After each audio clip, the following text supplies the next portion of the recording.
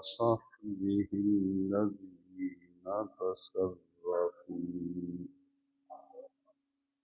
الذين تصرفوا إنان تحقيقهم إلى إعلاء كلمة الرحمن.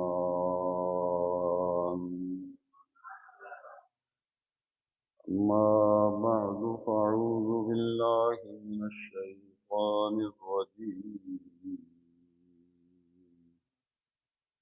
بسم الله الرحمن الرحيم.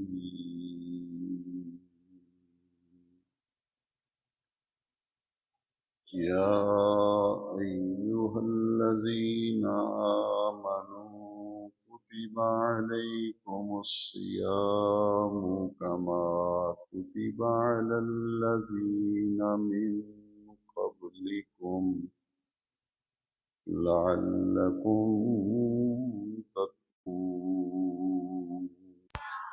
صدق الله مولانا يصلون على النبي يا أيها الذين آمنوا صلوا عليه وسلموا تسليما. الصلاة والسلام عليك يا سيدي يا رسول الله وعلى آلك وأصحابك يا سيدي يا خاتم النبيين.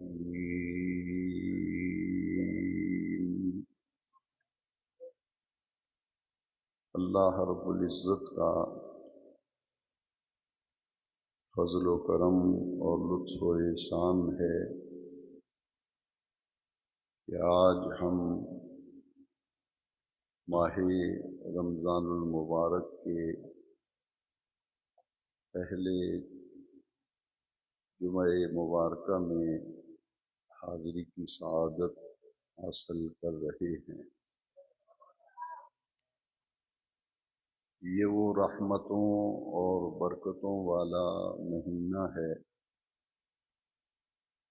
اس مہینے کا تعارف رب ذوالجلال نے خود قرآن مجید میں بیان فرمایا۔ شہر رمضان الذی انزل فیہ القرآن۔ رمضان وہ مہینہ ہے جس میں قرآن مجید نازل کیا گیا، قرآن مجید اتارا گیا۔ نزول قرآن کا مہینہ ہے، اور پھر ارشاد فرمایا قرآن مجید میں فمن شاہد منکم الشہر فلیصمہ۔ جو کوئی اپنی زندگی میں اس مہینے کو پائے تو اس پورے مہینے کے روزے رکھے۔ روزہ اسلام کے 5 بنیادی ارکان میں سے چوتھا اہم رکن ہے، اور اس کی ادائیگی کے لیے جس مہینے کا رب ذوالجلال نے انتخاب کیا وہ مہینہ رمضان المبارک کا ہے۔ اس مواہ مبارک کو اتنی فضیلت حاصل ہے کہ حضور نبی کریم صلی اللہ علیہ وسلم نے اس مہینے کو شہر عظیم قرار دیا۔ فرمایا ہوا شہر عظیم، یہ عظیم مہینہ ہے۔ پھر ایک مہینے، اس مہینے کا نام نبی کریم علیہ السلام نے فرمایا ہوا شہر الصبر، یہ صبر کا مہینہ ہے۔ اور تیسرا نام اس مبارک مہینے کا نبی کریم علیہ السلام نے خود بیان فرمایا ہوا شہر المواسات، یہ غم خاری کا مہینہ ہے۔ اور اس پورے مہینے کو نبی کریم علیہ السلام نے 3 حصوں میں تقسیم فرمایا تاکہ میری امت کو اس مہینے کے ان 3 مرحلوں کی عزت، عظمت، مقام اور مرتبے کا پتہ چلے۔ نبی کریم علیہ السلام نے فرمایا اولہ شہر اولہ رحمت واوسطہ مغفرۃ وآخرہ عتق من النار۔ فرمایا یہ وہ مہینہ ہے جس کا اول حصہ، پہلا حصہ رحمت ہے، واوسطہ مغفرۃ، اور جو درمیان والا حصہ ہے اور مغفرت کا ہے، وآخرہ عتق من النار، اور جو آخری حصہ ہے وہ تو جہنم سے آزادی، جہنم سے نجات اور جہنم سے چھٹکارے کا حصہ ہے۔ 3 حصوں میں تقسیم فرمایا تو رمضان الکریم 29 دن کا ہوتا ہے یا 30 دن کا۔ نبی کریم علیہ السلام کی ظاہری حیات طیبہ میں فرضیت روزہ کے بعد سن 2 ہجری میں روزے فرض ہوئے اور کل 9 رمضان شریف آئے تھے نبی کریم علیہ السلام کی ظاہری حیات طیبہ۔ ان میں سے 1 سال رمضان شریف کا مہینہ 30 دن کا ہوا تھا، باقی تمام مہینے 29 دن کے ہوئے تھے۔ اللہ کریم نے حضور کے غلاموں پر یہ کرم فرمایا، اگر رمضان المبارک 29 دن کا ہو اور 29 پہ چاند نظر آ جائے تو اہل ایمان کو روزے تو انہوں نے 29 رکھے، 30واں روزہ رکھنے کا موقع ہی نہیں ملا کہ عید کا چاند نظر آ گیا، لیکن رب کریم کا یہ لطف و کرم اور فضل و احسان ہے کہ ثواب نامہ اعمال میں پورے 30 روزوں کا لکھا جاتا ہے۔ یہ مہینہ چاند نظر آنے سے لے کر عید کا چاند نظر آنے تک پورے کا پورا مہینہ یہ خیر و برکت، رحمت، انوار و تجلیات کا مہینہ ہے۔ حضور نبی کریم علیہ السلام نے اس ماہ مبارک کی عظمت کے حوالے سے ایک بڑی ہی اہم بات ارشاد فرمائی۔ نبی کریم علیہ السلام نے فرمایا کہ اگر لوگوں کو علم ہو جائے، لوگوں کو پتہ چل جائے کہ اس ایک مہینے میں رب کریم نے کتنی برکتیں رکھی ہیں، تو لوگ تمنا کریں کہ کاش سارا سال ہی رمضان شریف کا مہینہ رہے۔ اس قدر ماہ عظیم ہے رمضان الکریم، رمضان المبارک، اور اس مہینے میں برکتیں اس قدر بڑھ جاتی ہیں اور نیک اعمال کی جزا اور اجر اتنا بڑھ جاتا ہے کہ عام 11 مہینوں میں، باقی 11 مہینوں میں اگر آپ ایک فرض ادا کریں گے تو آپ کو ایک فرض کا ثواب ملے گا، لیکن اس مبارک رحمتوں اور برکتوں والے مہینے میں ایک فرض ادا کریں گے تو 70 فرضوں کا ثواب ملے گا۔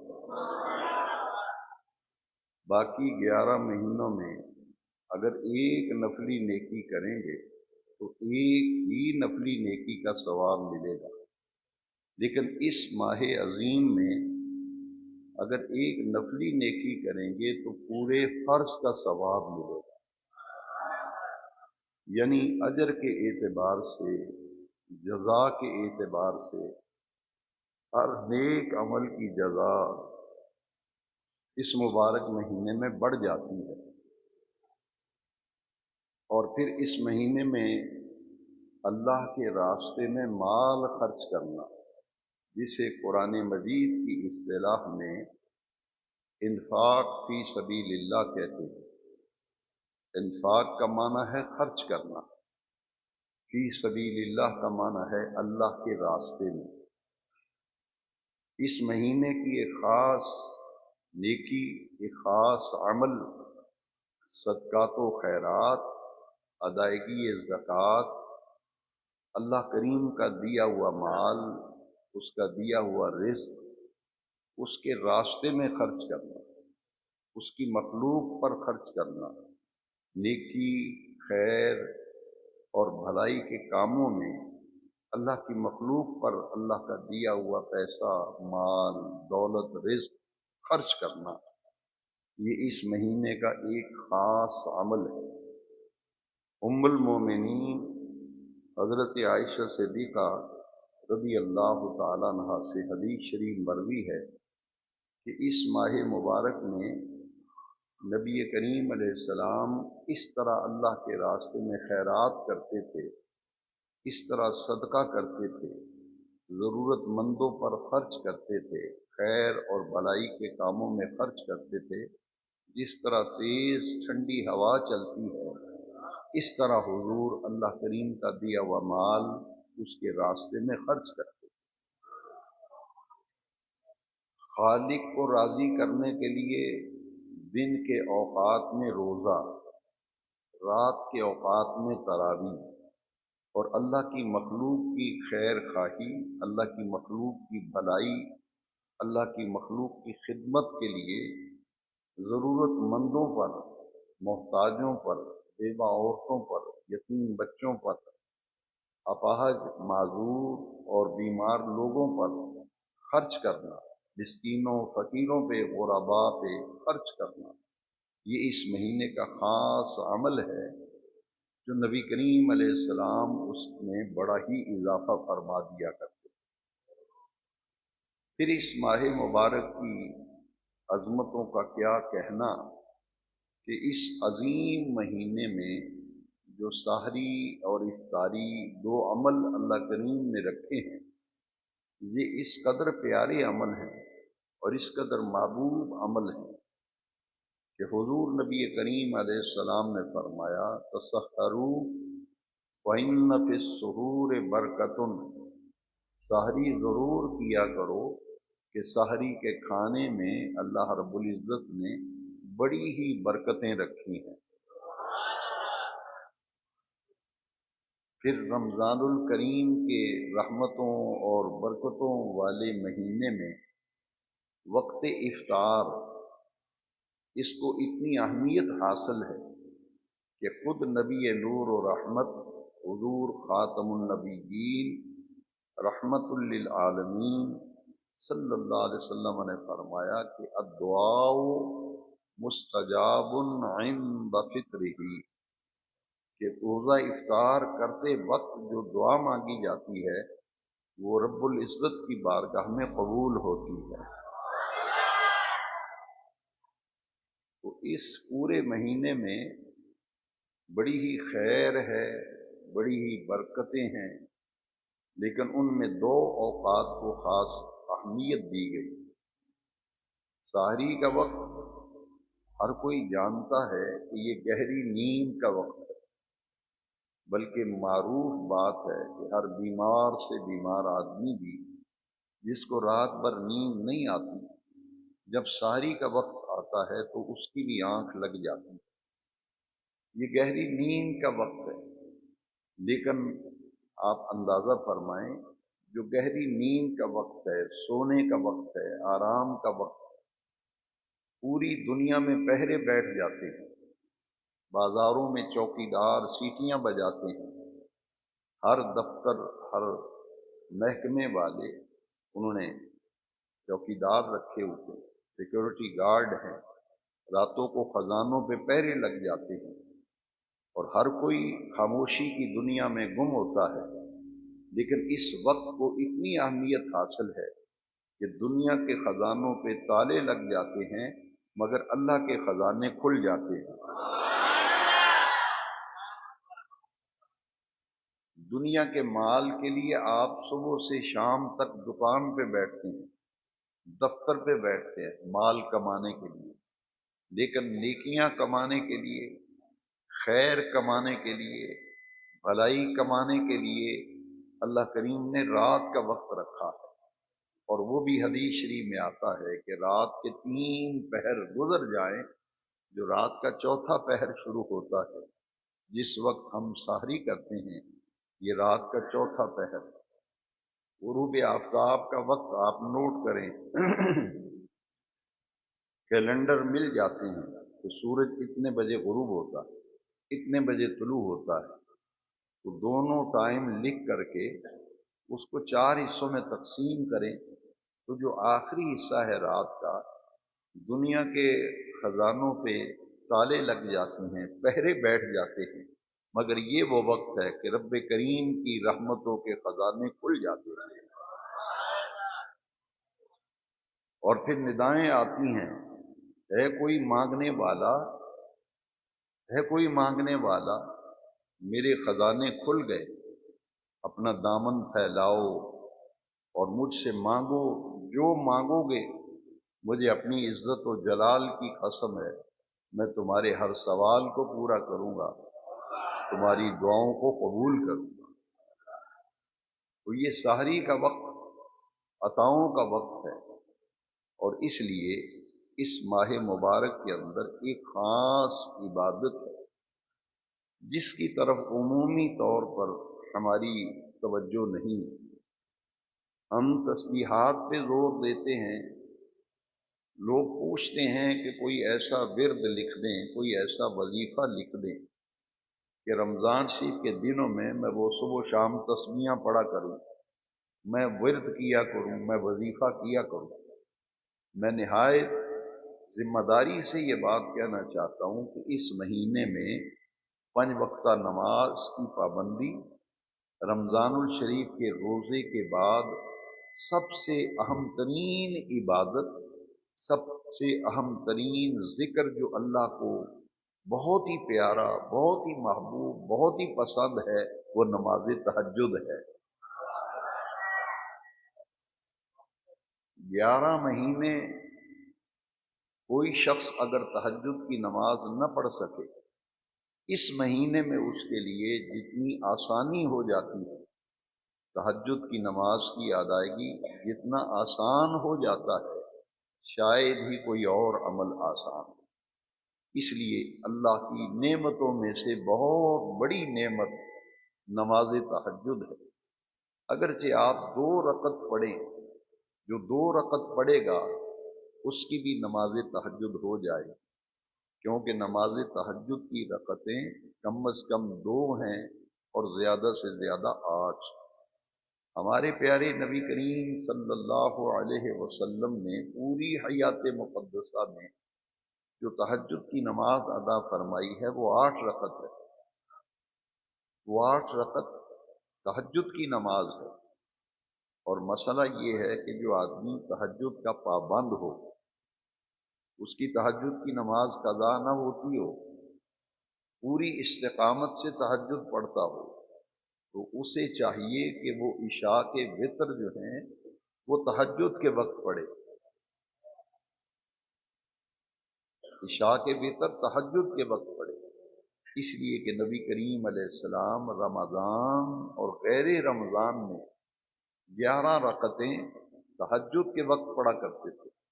8 نبی کریم علیہ السلام کی صلاۃ التہجد नमाज तहज्जुद थी और 3 नबी करीम अलैहिस्सलाम के वितर थे। तो ये वो नमाज तहज्जुद, इसकी कोशिश करें, हिम्मत करें, मेहनत करें, अपने अंदर ज़ौक़ पैदा करें, क्योंकि ये वक्त वो है जो अल्लाह करीम को बड़ा ही महबूब है। और नमाजों में से नमाज तहज्जुद ऐसी नमाज है जो नबी करीम अलैहिस्सलाम पर फ़र्ज थी। इससे आप अंदाज़ा फरमाएं कि ये नमाज अल्लाह करीम की बारगाह में कितनी प्यारी है कि हर किसी पर 5 नमाजें फ़र्ज हैं और हमारे नबी करीम अलैहिस्सलाम पर 6 नमाजें फ़र्ज थीं। तहज्जुद की नमाज भी हुजूर पे फ़र्ज थी, लेकिन आखिर में इसे फिर हुजूर के लिए भी नफल करार दे दिया। कहने का मकसद ये है कि इस नमाज में इतनी बरकतें हैं, इतनी बरकतें हैं कि जब आप इस नमाज के पाबंद हो जाएंगे तो आपको खुद ब खुद इस नमाज की अहमियत और बरकतें जो हैं वो समझ में आना शुरू हो जाएंगी। तो हमें अपने मामूलात में इसे शामिल करना चाहिए। और इस माह मुबारक में जितनी भी नेकियां जमा कर ली जाएं वो कम हैं, इसलिए कि हर इबादत पर जन्नत का वादा है, हर नेक अमल पर जन्नत का वादा है। उन तमाम नेक आमाल में से और उन तमाम इबादतों में से रोज़ा वाहिद इबादत है, रोज़ा वाहिद इबादत है जिसके बदले में अल्लाह करीम का दीदार होगा।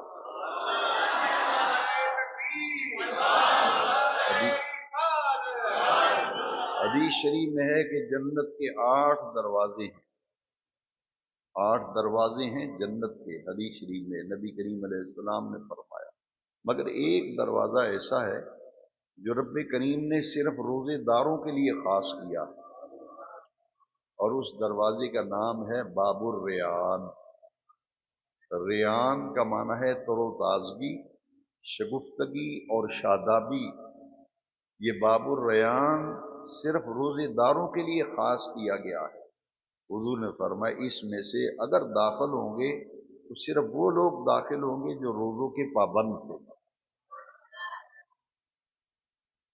और इफ्तारी के मामले में नबी करीम सल्लल्लाहु अलैहि वसल्लम की एक और हदीस शरीफ में आपकी खिदमत में पेश करना चाहता हूँ कि इस महीने की जो बरकतें हैं कम से कम उसका एक नक्शा और उसका एक खाका जो है वो हमारे ज़हन में बैठ जाए। नबी करीम अलैहिस्सलाम ने फरमाया, जिस शख्स ने अगर किसी मुसलमान भाई का रोज़ा इफ्तार, और हदीस शरीफ के लफ्ज़ बड़े प्यारे हैं, दूध की लस्सी के एक घूंट से, नबी करीम अलैहिस्सलाम ने फरमाया दूध की लस्सी बनाए, दूध नहीं, दूध में पानी डाले, उसकी लस्सी बनाए, और लस्सी बनाकर एक घूंट से अगर किसी रोजेदार रोजा इफ्तार कराया, खजूर के एक दाने से किसी का रोजा इफ्तार, तो जिसका रोजा इफ्तार कराया जा रहा है उसके सवाब में कमी किए बगैर इफ्तारी कराने वाले को पूरे रोजे का सवाब मिलता है। पूरे रोजे का सवाब मिलता है। और फिर 2 राहतें ऐसी हैं, ये वो सबक है जो हर साल मैं आपको सुनाता हूँ, सिर्फ इसलिए बयान किया जाता है ताकि ज़हनों में ताज़ा हो जाए और हमारे अंदर जज्बा पैदा हो जाए, हमारे अंदर लगन पैदा हो जाए, ज़ौक़ व शौक़ पैदा हो जाए।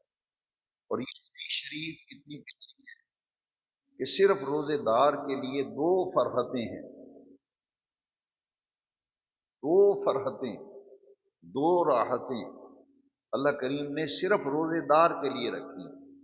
और हदीस शरीफ के लफ्ज़ हैं लिस्साइम फरहतान, साइम कहते हैं रोज़ेदार को।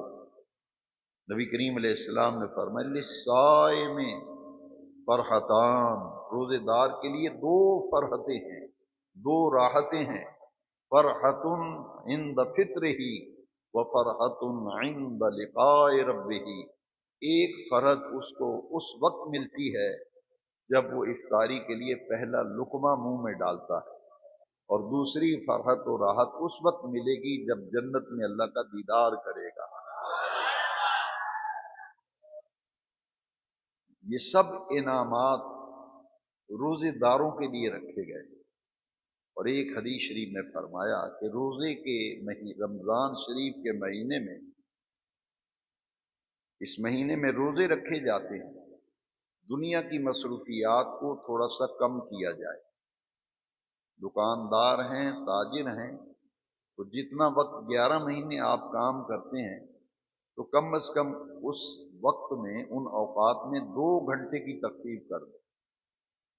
12 घंटे काम करते हैं, 10 घंटे काम करते हैं। 10 घंटे अगर दुनिया का काम करते हैं, 8 घंटे करें।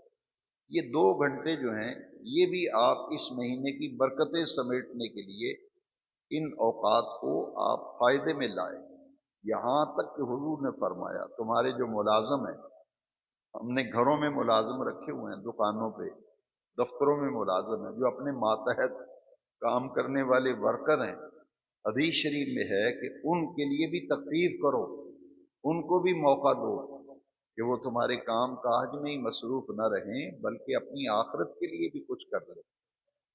हुजूर ने फरमाया, अपने मुलाजमों पर रियायत करो, उन पर जो वो बोझ है उसे कम करो। इसी तरह हमारी जो बेटियां, बहनें, माएँ घरों में काम काज करती हैं, उन पर भी जो काम का बोझ लादा हुआ है, उसे भी हमारा दीन ये कहता है कि उस बोझ को भी कम करो। सारा दिन उनको सफाइयों में ना लगाए रखो, खाने पकाने में ना लगाए रखो, उनके लिए भी कुछ आसानी पैदा करो, ताकि हमारे घरों में जो खवातीन हैं, घरेलू खवातीन, उन पे भी काम का बोझ थोड़ा सा कम कर दो, ताकि वो भी इन औकात में नमाज, तिलावत कुरान, तस्बीहात, जिक्र अस्कार से इस महीने की बरकतें अपने दामन में ज्यादा से ज्यादा समेट सकें। उनको भी मौका दो।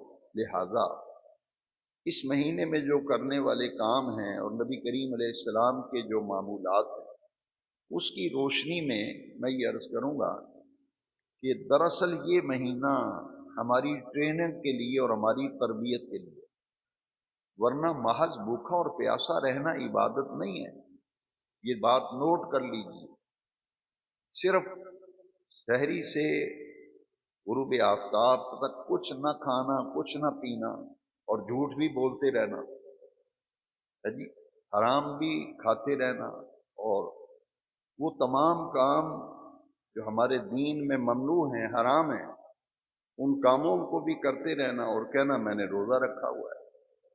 हालांकि रोजे का असल मकसद ये है, जो कि इसी आयत करीमा में बयान किया गया, लअल्लकुम तत्तकून, इस महीने से फायदा उठाने के लिए इंतहाई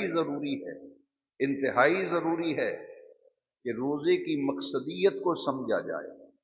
एक है मादी दुनिया और एक है रूहानी दुनिया। एक है मादी दुनिया और एक है रूहानी दुनिया। हमारा दीन ये चाहता है कि 11 महीने तुम मादियत के अंदर खोए रहे, 11 महीने मादा परस्ती का शिकार रहे, मादियत की भोल भलियों में तुम गुम रहे। 1 महीने के लिए आओ, अपने अंदर रूहानियत पैदा करो, अपने अंदर नूरानियत पैदा करो। मादियत और रूहानियत, इनके अंदर आप जरा तवाजुन कायम करें, ताकि रुजू इल्लाह, अल्लाह की तरफ रुजू, ताल्लुक मअल्लाह ताला, ताल्लुक बिर रसूल, इन चीजों को मजबूत और मुस्तहकम करने के लिए ये 1 महीना हमें दिया गया और उसके लिए फिर रोजा फर्ज किया गया। रोजे की मकसदियत आप समझें, ताकि असल मकसद जो है वो रोजे का, वो मेरे और आपके ज़हन नशीन हो जाए। आप जरा गौर कीजिए, मैंने बारहा इस बात की तालीम दी और तवज्जो दिलाई अपने दीनी भाइयों को, खास तौर पर अपने यंगस्टर, नौजवान बेटे, बच्चे और भाई और बुजुर्ग, इन सब की मैं तवज्जो चाहते हुए अर्ज करूंगा कि बड़ा ही अहम नुक्ता है। 3 चीजों से बचने का नाम रोजा है। चौथी चीज ही कोई नहीं। अगर कोई चौथी चीज है तो कोई मुझे बता दे, मैं उसका शुक्रिया अदा करूंगा। दीन के गहरे मुताले के बाद रोजा सिर्फ तीन चीजों से परहेज करने, तीन चीजों से बचने का नाम रोजा है। और वो तारीफ मैं आपको अरबी में जो रोजे की डेफिनेशन, इसकी तारीफ है, वो मैं पढ़ के सुना देता हूँ। और इसमें तीन चीजों का जिक्र है, चौथी चीज ही कोई नहीं। अल तराजु अनिल अक्ल व शुरब वल जमाअ बिन नियत मिन तुलू इल फज्र इला गुरूबि शम्स, कि अल्लाह को राजी करने के लिए और अल्लाह के हुक्म पर अमल करने की नीयत करके सुबह सादक से गुरूब आफताब तक खाने पीने और शादीशुदा आदमी का अपनी मनकूहा बीवी से इज़्दिवाजी अमल, इन तीन चीजों से बचने का नाम रोजा है। सिर्फ तीन चीजें, चौथी चीज ही कोई नहीं। जो नुक्ता मैं समझाना चाहता हूं उस पर जरा थोड़ा सा तवज्जो भी दिलाना चाहता हूं। तीनों चीजें हलाल हैं, तीनों चीजें। बड़े गौर से ये बात सुने, ताकि भूखा और प्यासा रहना असल मकसद नहीं है।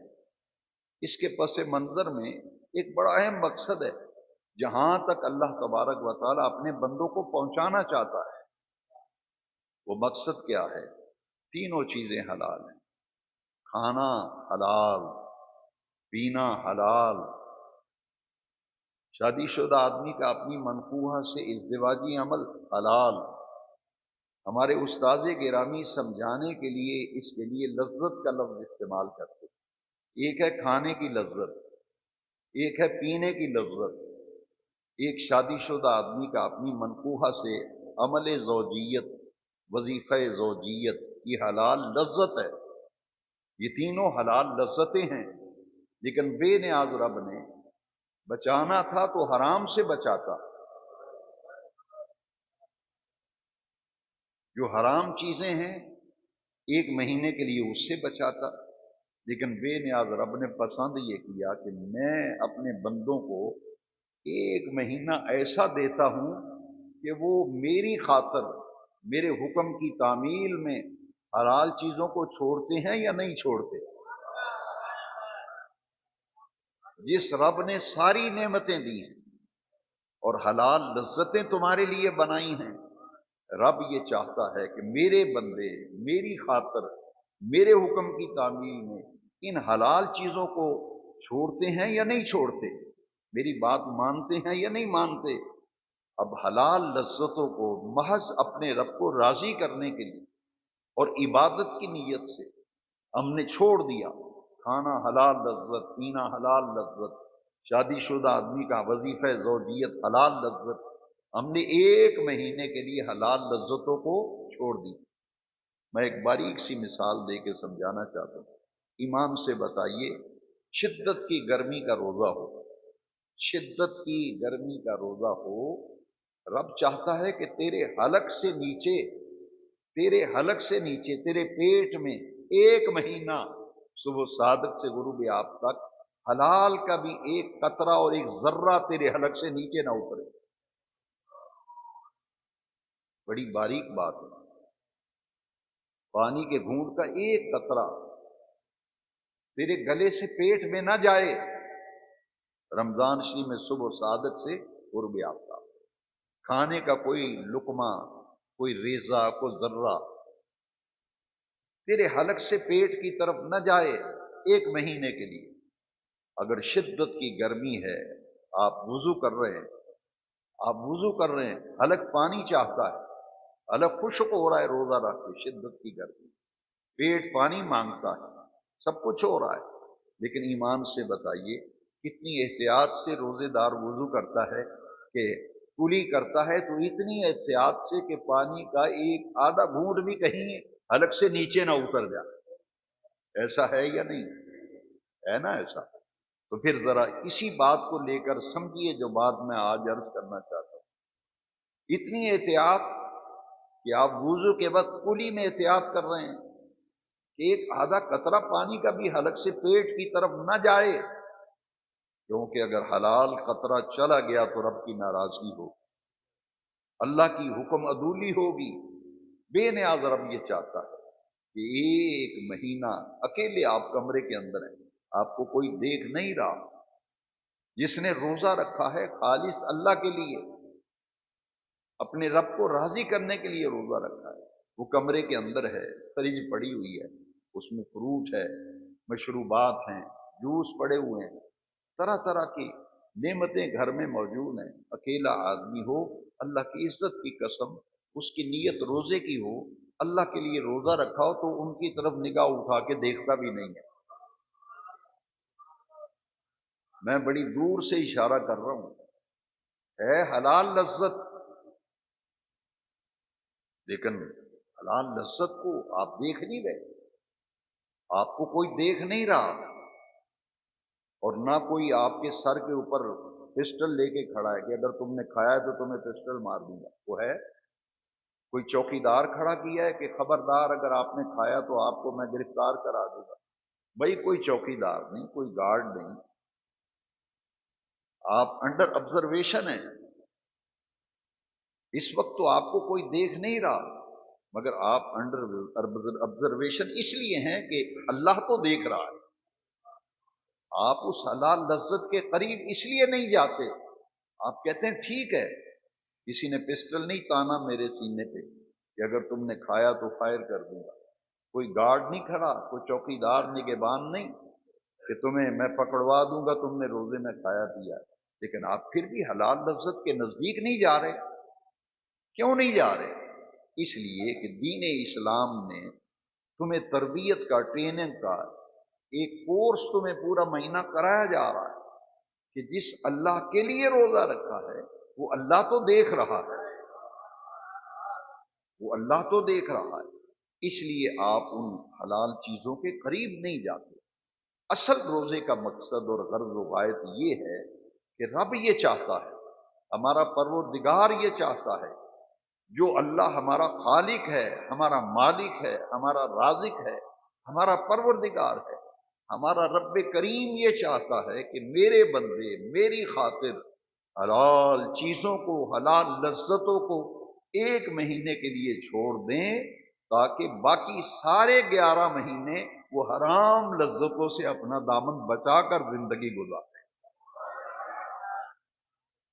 یہ مشق کرائی گئی، چیزیں حلال ہیں لیکن منع کر دیا گیا، پورا 11 مہینے پڑے ہوئے ہیں، تم دنیا کی زندگی میں رنگینیوں میں کھو جاؤ گے، ایک مہینہ رب نے ایسا بنا دیا، فرمایا شہر رمضان الذی انزل فیہ القرآن، یہ وہ مہینہ ہے جس میں میں نے قرآن اتارا ہے، فمن شاہد منکم الشہر فلیصمہ، اس پورے مہینے کے تم پر روزے فرض کیے گئے، اور حضور نے فرمایا کہ اسی ماہ مبارک میں بے نیاز رب کی اتنی عنایات ہیں، ان عنایات میں سے اللہ کریم نے اس ماہ مبارک میں، ماہ عظیم میں، صبر کے مہینے میں، غمخواری کے مہینے میں تمہارے لیے ایک رات ایسی رکھی ہے جو 1000 مہینوں سے بہتر ہے۔ اس مہینے میں جتنی برکتیں میں نے آپ کو گنوائیں، ان میں سے ایک چوٹی کی برکت، چوٹی کی فضیلت شب قدر، لیلۃ القدر، کہ بے نیاز رب نے 30ویں پارے میں پوری ایک سورہ جو ہے اس رات کی فضیلت، اس رات کی عظمت، اس رات کی برکت کو اجاگر کرنے کے لیے قرآن مجید کی پوری ایک سورہ نازل فرمائی۔ اس سورہ کا نام ہے سورہ قدر، اور پھر رب کریم نے تعارف کرایا لیلۃ القدر خیر من الف شہر، اس ماہ مبارک میں ایک رات ایسی ہے جو 1000 مہینوں سے بہتر۔ گویا کہ رات کی عبادت اللہ کو بڑی پسند ہے، اس لیے پورے مہینے کے اندر حضور نبی کریم علیہ السلام کے غلاموں کو رب ذوالجلال نے ایک رات دے دی جس کا نام شب قدر ہے۔ اور پھر اس ماہ مبارک میں اتنی برکت ہے، پورا سال لوگ عمرہ کرتے ہیں، ہر مہینے میں لوگ عمرے کے لیے جاتے ہیں، مگر یاد رکھو جو عظمت اس ماہ عظیم کو حاصل ہے وہ جدا گانا ہے، وہ منفرد ہے۔ نبی نور و رحمت، خاتم النبیین، آخر الانبیاء، حضور نبی کریم علیہ السلام نے فرمایا جس نے ماہ رمضان المبارک میں عمرہ کی سعادت حاصل کی، اس کا اجر ایسے ہے جیسے اس نے میری معیت میں حج ادا کیا۔ اس مہینے میں عمرے کا ثواب حج کے برابر، مگر حج کون سا؟ جو نبی کریم علیہ السلام کے ساتھ حج کرنے کی برکت ہے، وہ اس کے نامہ اعمال میں لکھ دی جاتی ہے۔ اور پھر آخری عشرے کے اندر، آخری عشرے میں اعتکاف، آخری 10 دنوں کا، یہ 20ویں روزے سورج غروب ہونے کے ساتھ ہی اعتکاف شروع ہو جاتا ہے۔ اعتکاف اس کا مصدر ہے وقوف۔ وقوف کا معنی ہے ایک جگہ جم کر بیٹھ جانا۔ وقوف کہتے ہیں ایک جگہ جم کر بیٹھ جانا۔ اصطلاح شریعت میں اعتکاف کہتے ہیں کہ اپنے رب کو راضی کرنے کے لیے بستر اٹھا کر رب کے دروازے کے سامنے آ کے بیٹھ جانا، رب کے گھر میں ڈیرا لگا لینا۔ اور یہ 10 دن کا اعتکاف اتنی بڑی نعمت ہے کہ آپ یہ حدیث شریف غور سے سنیے۔ نبی کریم علیہ السلام نے رمضان شریف کے روزے فرض ہونے کے بعد مدینہ طیبہ قیام کے دوران کبھی بھی اعتکاف کا ناغہ حضور نے نہیں فرمایا۔ اتنی اہم عبادت ہے اعتکاف کہ حضور اعتکاف کا کبھی بھی ناغہ نہیں فرمایا۔ ہاں، 1 سال نبی کریم علیہ السلام اعتکاف نہ کر سکے جہادی مصروفیات کے سبب، تو جو آخری رمضان شریف آیا نا نبی کریم علیہ السلام کی حیات کا، اس میں عرفاء تو کچھ اور کہتے ہیں کہ اگلے سال چونکہ رمضان شریف سے پہلے حضور کا وصال ہونا تھا، تو حضور نے آخری عمر مبارک کا جو رمضان شریف آیا تھا، ہمارے نبی پاک صلی اللہ علیہ وسلم نے 20 دن کا اعتکاف کیا، 20 دن کا اعتکاف جو آخری رمضان۔ اور جو اعتکاف اللہ اور رسول کی رضا کے لیے بیٹھتا ہے، 2 حج اور 2 عمروں کا ثواب، 2 حج اور 2 عمروں کا ثواب۔ پھر لیلۃ القدر، اعتکاف، سحری، افطاری، تراویح، یہ ساری نعمتیں ہیں، اور اجر اتنا بڑا ہے کہ نبی کریم علیہ السلام نے فرمایا من قام رمضان ایمانا واحتسابا غفر له ما تقدم من ذنبه، جس نے رمضان کی راتوں میں قیام کیا، تراویح پڑھی، نبی کریم علیہ السلام نے فرمایا ایمان اور اخلاص کے ساتھ اس کے پچھلے سارے گناہوں کو اللہ تبارک و تعالی معاف فرما دیتا۔ یہ مغفرت و بخشش کا مہینہ، نیکیوں کا موسم بہار، اس مہینے میں اپنی اصلاح کے لیے اصل کرنے کا کام یہ ہے، تہیا کر لیں، دنیا ادھر کی ادھر ہو جائے۔ میں نے اس پورے مہینے میں ایک ٹریننگ لینی ہے، ایک مشق کرنی ہے کہ میری کوئی نماز بھی تکبیر اولیٰ کے بغیر نہ ہو، کوئی نماز تکبیر اولیٰ کے بغیر نہ ہو۔ اس نماز کا کوئی سرور و مزہ نہیں، مجبوری ہو تو الگ بات ہے، یہ میں پہلے بتا رہا ہوں۔ کوئی عذر ہے، کوئی مجبوری ہے، آدمی تکبیر اولیٰ میں شامل نہیں ہو سکا، بعد میں شامل ہو رہا ہے، نماز تو اس کی ہو جائے گی۔